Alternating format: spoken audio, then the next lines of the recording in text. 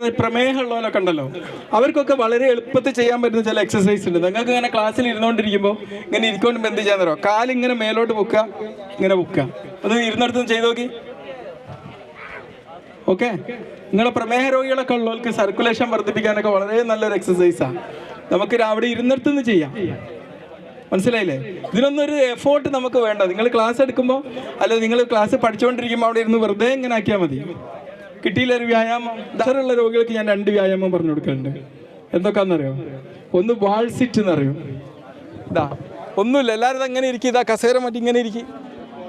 ഇതാ വാൾ സിറ്റ് ആണോ? ഒന്നുമില്ല. ഒരു ലോകത്തെ പ്രഷർ കുറക്കാൻ ഏറ്റവും കൂടുതൽ ഹെൽപ്ഫുൾ ആയിട്ടുള്ള ഒരു വ്യായാമമാണ്. പിന്നെ പ്ലാങ്ക് ഇപ്പോൾ ഇവിടെ ഇരുന്ന് ചെയ്ത് കാണിച്ചു കൊടുക്കണം. പക്ഷേ അതായിരിക്കട്ടെ, മാഷ് ഞാനിവിടെ ചെയ്ത് കാണിച്ചു തരാം അല്ലേ? ഷൂ ഏതായാലും ഇങ്ങനെ വെച്ചിട്ട് ഇതാ